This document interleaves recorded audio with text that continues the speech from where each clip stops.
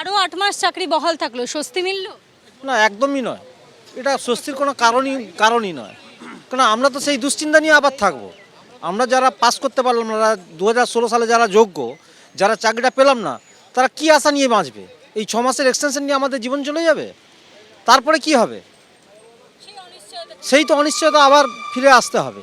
এই তো দুশ্চিন্তা আরও বাড়ালো রাজ্য সরকার। নতুন করে একটা স্থায়ী পার্মানেন্ট কোনো সলিউশন তো করলো না। এখনো পর্যন্ত যোগ্যদের তালিকা যদি উনি দিয়ে করে কোর্টের কাছে, বিচার ব্যবস্থার কাছে যিনি উনি হাত তুলে দাঁড়ান যে আমার মাননীয় বিচারক, আমার ভুল হয়ে গেছে, আপনি যোগ্যদের চাকরিটা ফিরিয়ে দিন, এখনো ফিরে আসা সম্ভব।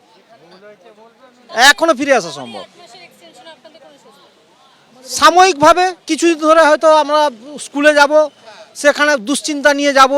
ছেলের ক্ষেত্রে যখন পড়াতে হবে, ছেলেরা আমাদেরকে প্রশ্ন করে এখন বলছে, স্যার আপনি আসবেন তো আবার?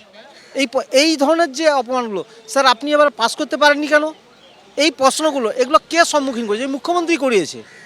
চুরির দায়টা আমাদের ঘাড়িতে, আমাদেরকে চোর বানিয়েছে। আমরা যে এখন পেলাম না, আমরা কোথায় যাব? রিক্রুটমেন্ট শেষ করতে পারলো না সরকার, বোর্ড, তার জন্যই কি এটা একটা নিজেদের গাফিলতি ঢাকতে এরকম একটা এক্সটেনশন নিয়ে?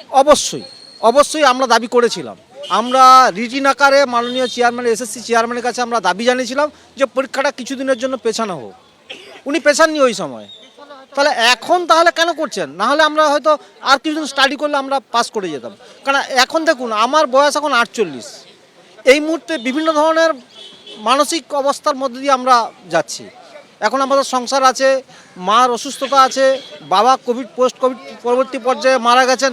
এই ধরনের লোনের চিন্তা, পরিবারের চিন্তা, ছেলেমেয়ের পড়াশোনার চিন্তা, এর মাঝখানে আমাদের স্কুলে যেতে হচ্ছে। কি করে পরীক্ষা দিয়ে পাস করবো বলুন দেখি? এটা কোনো সিস্টেমের মধ্যে পড়ে? আমরা ন্যূনতম একটা সময় চেয়েছিলাম, সেটা দিলেন না, এখন উনি সময় বাড়াচ্ছেন। আমার নাম সত্যব্রত জানা, আমি 2016 প্যানেলের এডুকেশন সাবজেক্টের যোগ্য শিক্ষক ছিলাম।